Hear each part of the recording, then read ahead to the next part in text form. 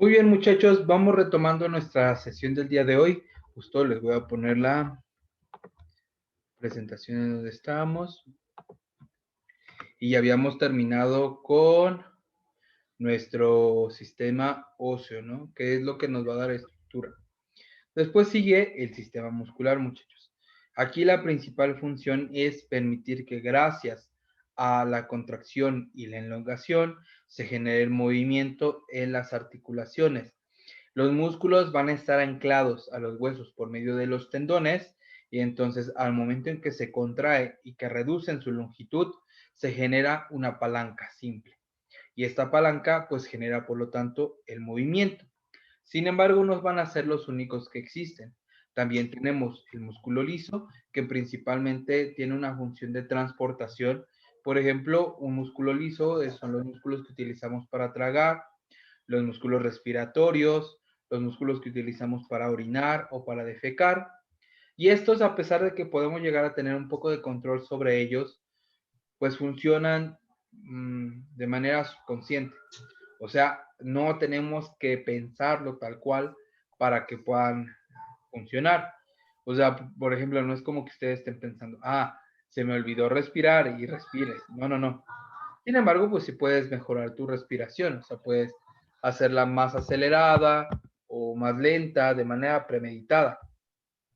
Como les decía, pues sí hay cierto grado de utilización o de que puedas, pues como tal, activarlos, pero no hay un control tan claro como por ejemplo en el músculo esquelético, que quieres mover algo y lo contraes. Y después está el músculo cardíaco, el cual pues nosotros podemos hacer que tenga cierta interacción cuando damos un estímulo. Por ejemplo, cuando empezamos a correr, a saltar, pues nuestro cuerpo tiende a acelerar las pulsaciones por minuto. Pero pues de ahí en fuera, el músculo cardíaco funciona por sí solo. Tenemos aproximadamente 640 músculos en el cuerpo y tienen una función en pareja. Ahora, esto tiene dos significados. O sea, tenemos músculos tanto del lado derecho como del lado izquierdo que permiten que haya movimiento. O sea, tenemos dos bíceps, dos cuádriceps, dos pectorales, dos dorsales, dos tríceps, ¿vale? Pero también tenemos músculos que se oponen entre sí al movimiento. Por ejemplo, tenemos músculos que permiten la flexión de codo, el bíceps, y tenemos músculos que permiten la extensión de codo, el tríceps. Para mejorar mi extensión, pues obviamente mi flexión tiene que, pues digamos que permitirlo. Cuando nosotros somos novatos o cuando apenas estamos aprendiendo a movernos, van a encontrar que hay mucha rigidez de la gente. Esta rigidez o esta oposición se da porque hay mucha coactivación de estos músculos opuestos para intentar proteger, pues literal, las articulaciones y las diferentes estructuras.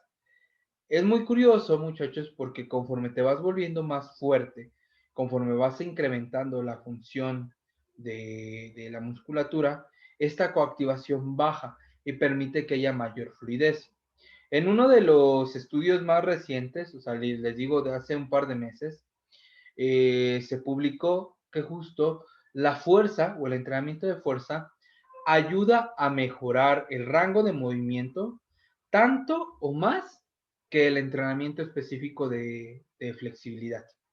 O sea, que si tú haces un entrenamiento de fuerza teniendo rangos óptimos de movimiento, los vas a mejorar, porque vas a tener mayor control sobre ellos y esto obviamente va a tener un impacto positivo en esta relación de la musculatura con las articulaciones mediante los huesos. Ahora, si tú no realizas un entrenamiento de fuerza adecuado, ahí sí es en donde se puede reducir el rango de movimiento. Si bajas muy poco en sentadilla, si no tocas el cuerpo cuando bajas en un press banca, si el peso muerto nada más lo haces así en cortito y no extiendes la cadera, que porque te dijeron que así mantienes la tensión del glúteo, no es cierto, mentira todo eso. Tenemos que buscar rangos óptimos de movimiento para tener una demanda funcional lo suficientemente aumentada que ayude a que se genere, claro, una mejora hipertrófica, pero también una funcionalidad subsecuente. Hasta aquí, chicos, dudas, comentarios, puntos de vista. Pueden prender su micrófono y comentar.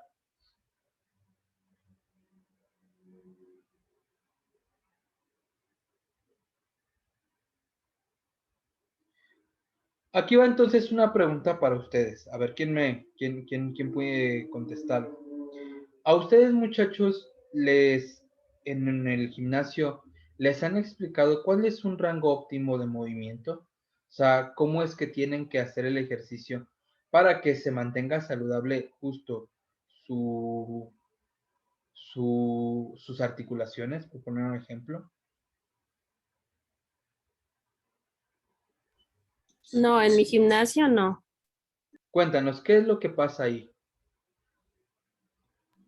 Pues ahí es lo típico, ¿no? Que llegas y pues tienes que hacer este ejercicio y se hace así. A lo mejor, pues sí lo hace, no sé, de forma correcta, pero no nos explican como que tan a detalle. ¿Y por qué crees que sea esto en este caso?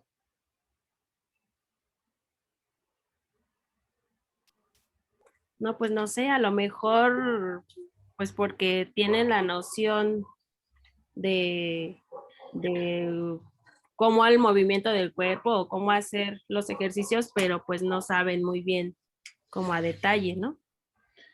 Puede ser que justo lo principal sea la carencia de conocimiento anatómico. Por ejemplo, no sé si han oído esto de que cuando haces sentadilla, prensa o peso muerto, no debes de estirar completamente las articulaciones. No sé si les han pasado que alguien les diga eso. Sí, a mí sí. ¿Por qué En te la prensa sí, dicen que no hay que estirar todo? sobre todo en la prensa es creo que donde más te dicen que no deberías estirar. ¿Y por qué creen que sea esto? ¿Por qué te dicen que no debes de estirar? Creo que todos mal, hemos tenido la mala suerte de ver ese video en donde pues una mujer estira por completo y literal la rodilla se va para el otro lado, ¿no? O que te vas a lastimar a grandes rasgos, ¿no? ¿Cuál es el problema, muchachos? De que haya una contracción o no lo haya. Si ustedes ahí donde están, espero que estén sentados o si están acostados, lo que quiero que hagan es de que aprieten al máximo, lo más que puedan, el cuádriceps. Esto van a ver que se estira la rodilla. O sea, si aprietan realmente al máximo el cuádriceps, su rodilla se estira. Ahora, ¿qué pasa? Sobre todo en mujeres, se da mucho la situación en donde, aunque tú no estés apretando el cuádriceps, tu rodilla se puede, digamos que, estirar de más. Algo a lo que le llamamos como justo pierna de grulla, o sea que la rodilla se va un poquito más hacia atrás. Esto se le conoce como hiperflexibilidad o una persona hiperlaxa. ¿Cuál es el inconveniente? Que si tú tienes a una persona con rangos de flexibilidad aumentados, pero sin el cuidado muscular, esa articulación no va a tener la posibilidad de controlarse. Y entonces sí, claro, que se puede romper o doblar hacia donde es, o va a tener mucha presión. ¿Cómo vamos a evitar eso? Le vamos a pedir al cliente no que se quede con la semiflexión, porque eso impide la máxima contracción del cuádriceps, sino que nunca se relaje. Que cuando tú estiras, por ejemplo, en la prensa, en la sentadilla, en cualquier ejercicio, cuando tú estiras, ya sea el codo, la rodilla, el hombro, lo que tú quieras, tienes que mantener apretado el músculo. Si tú haces, por ejemplo, extensiones de tríceps y aprietas el tríceps al máximo, tu codo ya no puede doblarse más, o sea, hasta ahí llega. Hasta ahí es donde vas a dejar que se mantenga. Igual cuando haces una contracción de bíceps, o sea, por flexibilidad yo podría jalarlo un extra, ¿no? Pero por acción muscular no puedo tener ese extra. Esto es a lo que le llamamos movilidad, todo lo que nosotros podemos de manera consciente trabajar. Los ejercicios, todos muchachos, tienen que ser a la máxima movilidad posible. Esto es a lo que vamos a conocer como ROM o rango óptimo de movimiento. No es mi máximo rango de movimiento, no es mi máxima flexibilidad, pero sí es mi máxima contracción posible. Si tú trabajas siempre a tu máximo rango óptimo del movimiento, vas a tener como consecuencia que tus articulaciones siempre van a estar protegidas por la musculatura. Pero sí, por ejemplo, si en la prensa tú estiras y te relajas, eso puede traer problemas. Si tú estiras y literal dejas que el codo viaje hacia más extensión, pero sin la contracción muscular, ahí sí que puede haber un inconveniente. Tengo una duda, coach. Dime. Ahorita que dices de la prensa, ¿en todo el recorrido de la prensa entonces sería en tensión desde abajo? Sí, en todo momento. O sea, obviamente tienes que generar tensión desde abajo porque si no, pues no podrías empujarlo. O sea, el hecho de que la prensa vuelva a subir es gracias a la tensión mecánica que se genera, pues principalmente en los cuádriceps y un poquito en los glúteos. Acuérdense que justo los glúteos son extensores de cadera, pero de por sí en la prensa ya mi cadera está semiflexionada y no puedo extenderla más porque pues, tengo un respaldo, ¿no? Entre más abajo el respaldo, o sea, entre menos inclinado esté el respaldo, digamos que entre más derecho esté yo, más activación de los glúteos van a tener. Entre más flexionado esté el respaldo, menos activación de glúteos van a tener. Puede que se sienta mucho, pero más bien porque el glúteo está generando una contracción isométrica. Acuérdense que las contracciones isométricas son esas en donde se generan tensión, pero no hay movimiento. Ahora, estas sabemos que no son las ideales para generar hipertrofia. Las que son ideales para generar hipertrofia son aquellas a las que llamamos isocinéticas o isodinámicas, o sea, aquellas en donde hay un circuito de contracción, elongación, ¿vale? Sí, cuando tú haces prensa, o sea, estás sentada, tienes las piernas, levantas poquito para poder quitar los seguros y desde ahí la bajada es no lenta, pero sí controlada. Llegas al punto más bajo sin que se levante la cadera, ahora sí que a la máxima flexión de rodilla y de cadera, sin que haya una pérdida de las curvaturas normales de la columna, y ahí entonces es cuando vuelves a empujar. Empujas hasta que haya una extensión total de rodilla. No puede haber extensión total de cadera porque tenemos el respaldo, pero justo llegas a ese punto, jalas otra vez el aire y vuelves a bajar. El ritmo es importante, no debe de pasar mucho tiempo entre una repetición y otra. Con un segundo basta, el segundo básicamente de mi respiración. Acuérdense que la respiración para generar la mayor estabilidad de fuerza es aquella a la que le llamamos bracing. Ahorita vamos a hablar un poco más de ella, pero es una respiración hiperpresiva. Metes aire fuerte por la boca, lo mandas justo a diafragma, como al abdomen, y te aprietas al máximo, ¿vale? Te expandes, como si fueras un globo, como si fueras un pez globo, justamente. ¿Alguna otra duda, comentario, chavos? Muy bien, sigamos. Y esto se da justo por este circuito de elongación, acortación. O sea, el músculo más acortado o contraído permite que se genere esta tensión mecánica y es lo que permite que haya una palanca en la articulación y se genere movimiento. Al momento que lo elongamos, pues justo las miofibrillas se deslizan entre sí y puedo volver a generar otra contracción. Este movimiento es el que señaliza de manera suficiente lo que necesita el cuerpo para generar hipertrofia. No quiere decir que entre más repeticiones mejor, sino entre mayor tensión se genere en cada una de estas contracciones, ahí sí va a ser más recomendado. Entonces, lo más importante para generar crecimiento muscular, una vez más, es la capacidad de generar una contracción muscular. En el sistema nervioso, muchachos, su principal función es la de captar y procesar las diferentes señales. Directamente en el movimiento es el que inicia los movimientos. Yo imagino que quiero flexionar el codo o doy la orden, viaja por médula espinal, llega justo al nervio radial, de ahí justo llega a la parte del braquio radial y genera contracción tanto en el bíceps como en el braquio radial. O sea, tanto en la parte del músculo que está anclado al hombro y al cúbito y al radio, y tanto como al músculo que está anclado justo al cúbito y radio y al húmero. O sea, este y este músculo son los que generan flexión. De igual manera, para la extensión son los tríceps y este músculo, que es el pronador. ¿Vale? Este músculo también está encargado justo pues de flexionar la muñeca, pero cuando la muñeca está neutra, este músculo ayuda a ¿qué? A la extensión de la misma. Casi como lo habíamos comentado también, muchachos, un músculo no funciona solito.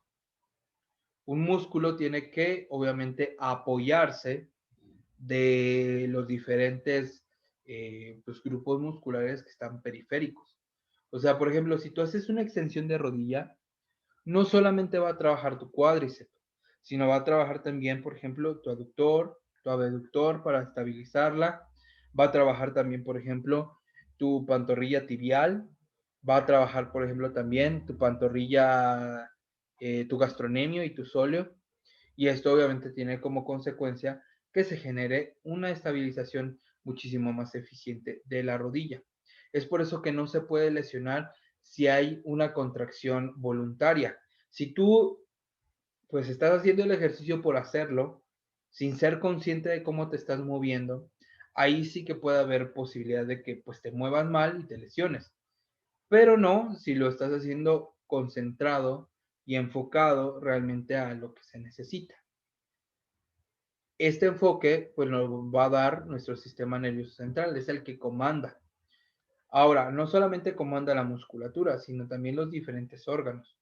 Entonces, pues obviamente que comande bien el movimiento, pues le va a permitir practicar esa función de orden y obviamente va a ser más eficaz en cómo mantiene un ambiente adecuado para la supervivencia. Es por eso que los cuerpos que, pues, literal, muchachos que no entrenan o que no tienen actividad física, son más propensos a generar enfermedades.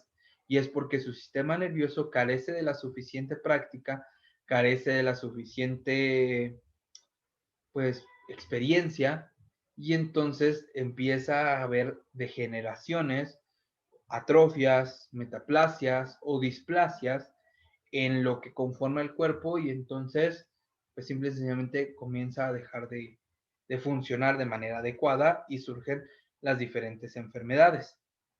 Comentarios, dudas, puntos de vista, chicos.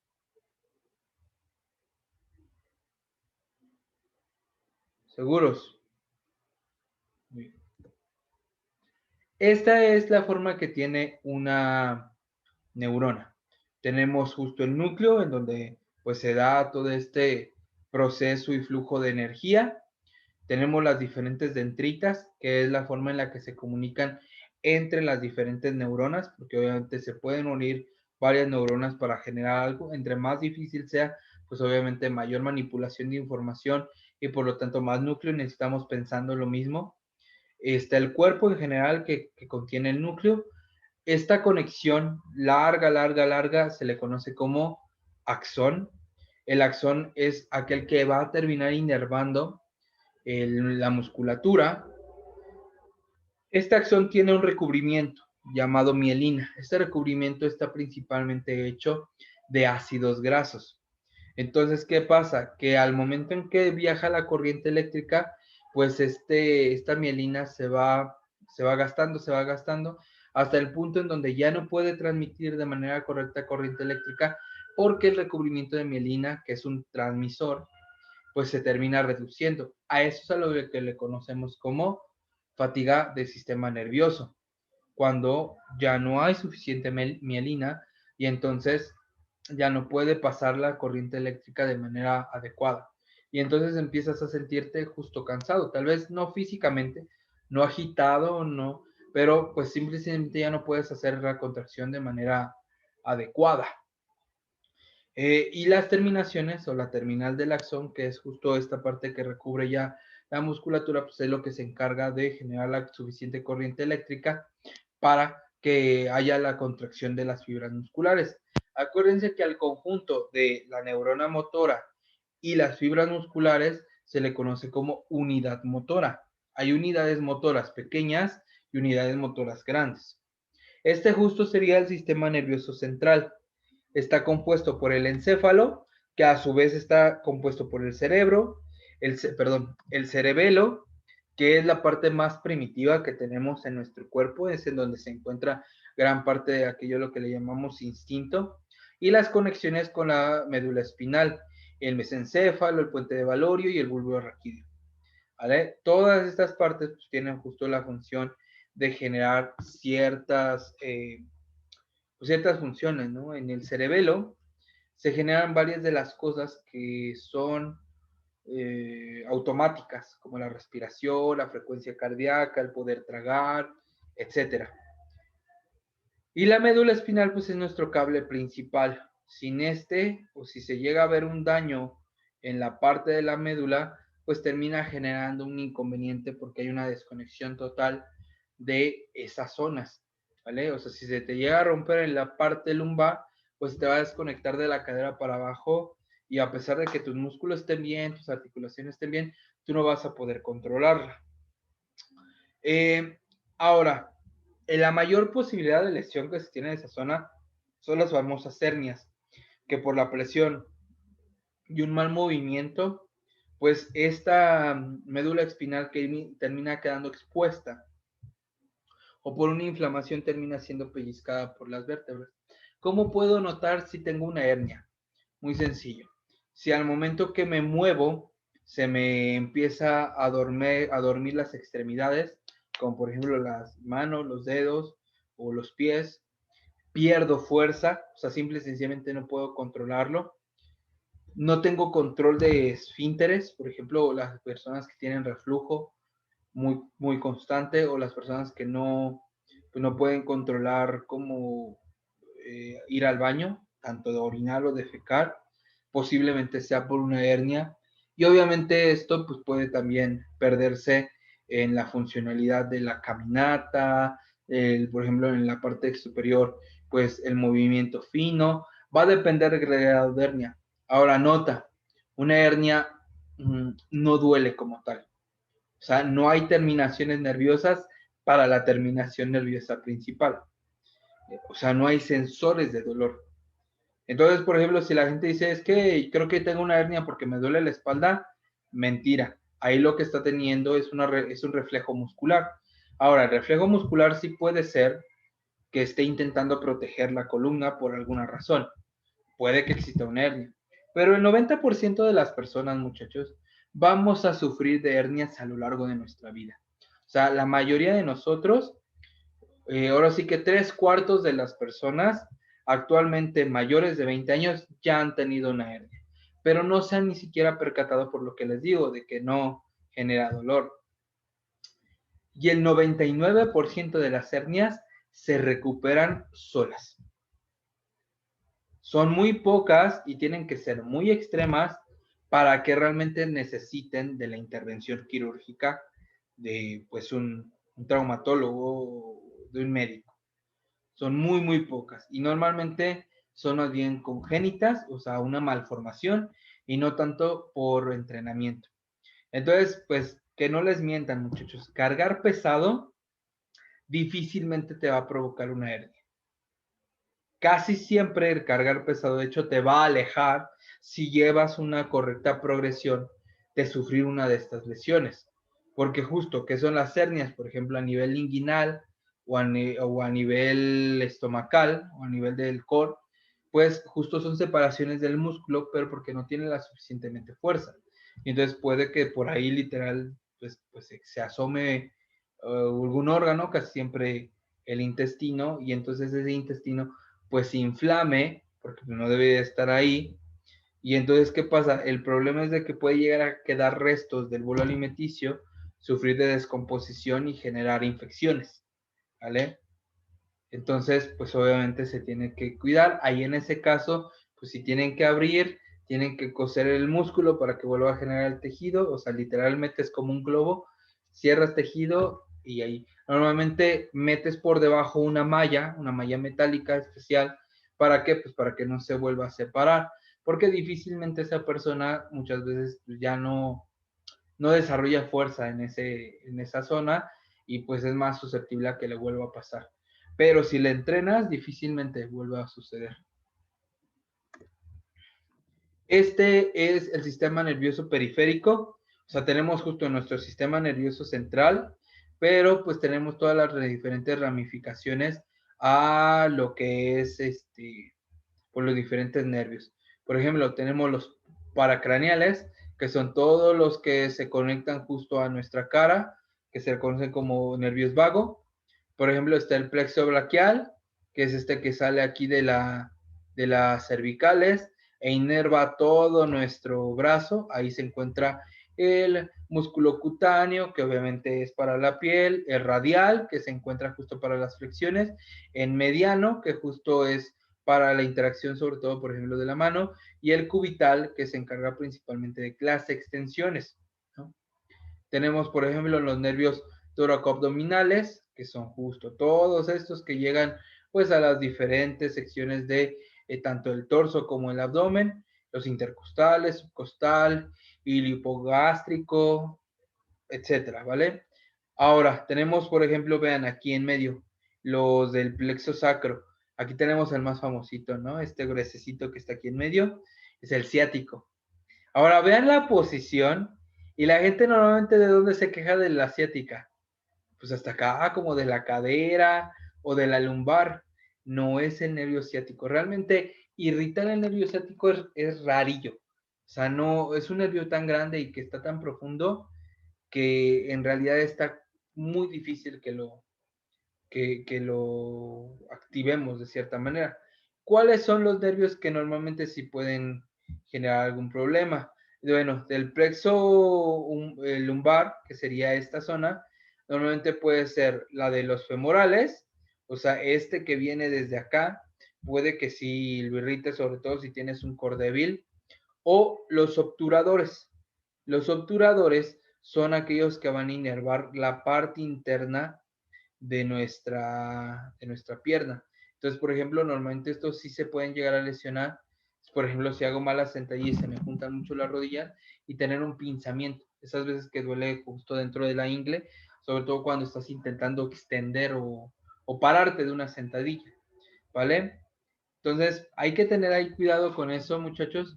En realidad, llegar a una lesión a nivel nervioso es muy complicado, es raro, y más bien tiene que ver con una negligencia muy fuerte en los niveles de fuerza. Lo más seguro es de que, pues, igual y hayas usado una carga que está muy excedida por tus capacidades o haya sido, pues muy laxo o poco fijado en tu técnica.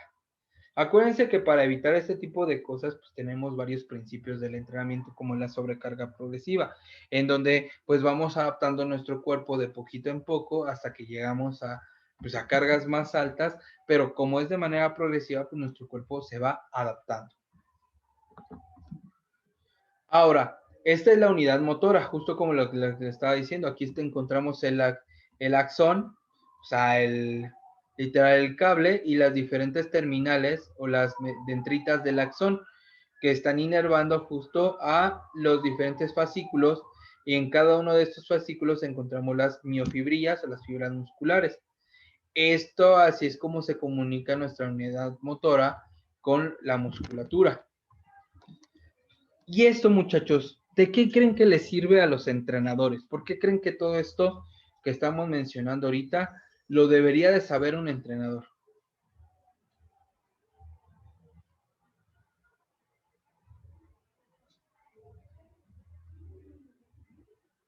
¿Por qué creen ustedes?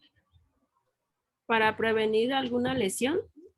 Una, justo, al saber cómo funciona el cuerpo, pues es más fácil hacer que realice su actividad, ¿no?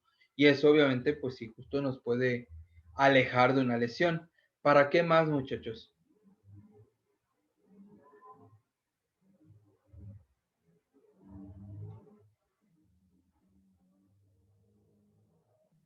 Para entender la mecánica de los movimientos y qué estamos trabajando.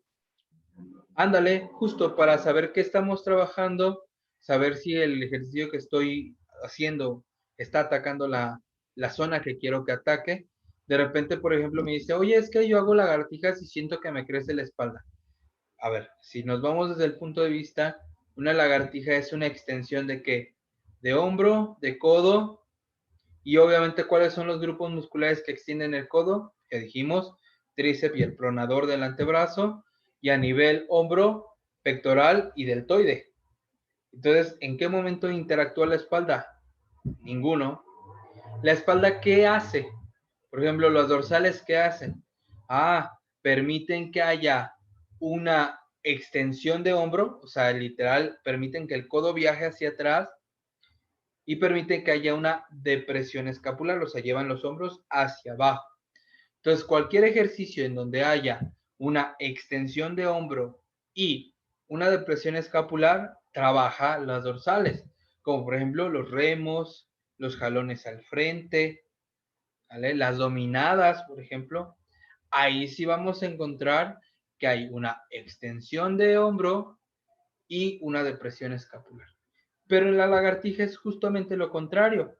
Tenemos una flexión de hombro, justo lo inverso. Y obviamente, pues entonces ahí voy a poder entender mejor los ejercicios. Un ejercicio bastante controversial es, por ejemplo, el peso muerto sumo. Esto creo que ya se los había mencionado con anterioridad. Mucha gente cree que el peso muerto sumo es para atacar los glúteos, pero en realidad la flexión de cadera es menor, porque gracias a que tiene las piernas abiertas puedes tener la espalda un poquito más derecha. Y entonces, pues, ¿cuál es la función de los glúteos? Extender la cadera. Si la cadera ya está, digamos, que preextendida, pues entonces significa que los glúteos trabajan menos. ¿Qué ejercicio trabajaría más la extensión de cadera? Pues justo los puentes o el peso muerto.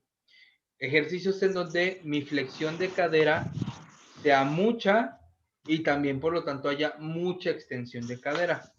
Si nos ponemos así, pues entonces, por ejemplo, la sentadilla realmente profunda, o sea, cuando rompes la paralela, cuando la parte más alta de la rodilla está por encima de la parte de la cresta ilíaca, pues significa entonces que hay una flexión de cadera máxima también, a pesar de que tu torso está así. Pero como la rodilla justo tuvo pues entonces estás generando un ángulo entre cadera y así que entre tórax y fémur, pues bastante buena. Entonces, la sentadilla profunda también es un excelente ejercicio para producción o estimulación del glúteo. Y así podemos ir viendo. Dime. Yo tengo una preguntita. Por ejemplo, en el caso del pullover, o sea, yo siento que trabajas más la espalda que el pectoral. De hecho, el pullover es para espalda. No sé a quién se le habrá ocurrido. Sí, yo nunca lo he hecho para pecho, sinceramente. No siento absolutamente nada. Ahí es bien fácil. Análisis. ¿Qué se hace en el pullover? Pues se hace justo una extensión de hombro. Exactamente, ¿no? sí. O sea, Ajá. la parte negativa es una flexión de hombro, parte positiva, extensión. ¿Qué hacen las extensiones? Las dorsales. El pectoral, ¿qué hace? Justo pues una rotación interna, ¿no? Y una aducción. O sea, en ningún momento hay una aducción. De hecho, no hay un movimiento de desviación lateral. Todo lo que hacemos es en plano flexión y extensión. O sea, no hay ningún movimiento. A lo más, pues podría un poco trabajar como estabilizador de hombro. O sea, evitar que literal el codo no se nos vaya para acá. ¿Vale? O sea, lo puedo mantener aquí. ¿Qué pasa? Pero ¿Cuántos no. creen que es de pecho? Porque luego la gente lo que hace es que lo baja la mancuerna a que toque su pectoral, y ahí hay una flexión, ahora sí, de codo y de hombro. Y entonces de aquí, sacarla del pecho, o sea, extenderla, pues termina trabajando un poquito pectoral y tríceps. Por eso hay gente que cuando hace pullover, pueden llegar a dolerle un poquito el pectoral o los tríceps, o sentirlos trabajado, pues. Pero en realidad no es Ok. porque sea el músculo principal, sino más bien es porque están haciendo ese movimiento más amplio. Yo no lo vería mal, pero tampoco lo veo como necesario. O sea, si realmente lo que estás trabajando es una extensión y flexión del hombro, pues entonces con que te quedes la mancuerna al frente y vuelvas a bajar y estés haciendo este movimiento, va a bastar. De hecho, si se ponen a analizar las máquinas para pullover, así son. O sea, tú colocas esta parte en unas almohadillas, te agarras de aquí un tubo y lo que haces es solamente esto, ¿no? En ningún momento esto te hace llegar las cosas hacia o sea, extenderlas por enfrente de ti. Es solamente una flexión y extensión de hombro, por lo tanto de dorsales. Eso sí, es uno de los mejores ejercicios de dorsales y de sección posterior que hay, porque trabaja solo un plano de movimiento, casi todos al mismo tiempo trabajan dos. Entonces, si le quieres dar como de manera más específica las dorsales, el pullover es muy buena opción. O sea, podríamos decir que sí es para espalda, ¿no? Completamente. Que en realidad, por ejemplo, a mí en lo personal no me gusta dividir por grupos musculares porque se me hace que no puedes trabajar de manera tan adecuada. Si ustedes se ponen a ver a la gente que divide por grupos musculares, parecen figurillas ahí de Lego. O sea, parece que están formados por partes. Su hombro puede estar bien, pero su pectoral está medio chafilla. Tienen buenas piernas, pero el torso superior está medio mal. O al revés, un torso superior grande, pero inferior medio flaco. O tiene buenos cuádriceps, pero malos isquios. O sea, están como chiquitos, ¿no? Y sobre todo en la estética corporal que buscamos, simetría. Y es por eso que en lo personal me parece más inteligente, pues trabajar de manera un poco más en cadenas musculares. O sea que si voy a trabajar, por ejemplo, no sé, press banca, que es un empuje horizontal, pues ya aproveche ese día y mejor haga todos los empujes y trabaje los grupos musculares que hacen empujes. Básicamente tríceps, pectorales y deltoides anteriores. Y en otro día, pues trabajo justo lo contrario, ¿no? Dorsales, deltoides posteriores, bíceps y todo lo que estabilice mi cintura escapular de la parte posterior. Y de igual manera puedo trabajar también, por ejemplo, para tren inferior, extensores de rodilla y cadera y flexores de rodilla y cadera y listo, ¿no? Puedo tener un equilibrio mayor en mi cuerpo y lo más seguro es de que me acerque más a la parte estética. Acuérdense que todo esto de la división muscular y demás fue más bien popularizado para las personas que utilizan farmacología y no para las personas naturales o para las personas recreativas. Aún ahora se ha demostrado que para las personas profesionales, aunque usen farmacología, es mejor estas divisiones por cadenas musculares. Les permiten tener un físico más armonioso. Por eso es que actualmente vemos gente que tiene cada vez mejores físicos, más grandes, más definidos y con mejores proporciones. Ya no vemos a esos con panzota o, ¿vale? Muchachos, se nos va a cortar otra vez la videollamada. En un momento les vuelvo a mandar el link para conectarnos a la última sección del día de hoy, ¿vale? Ahorita los veo, chicos.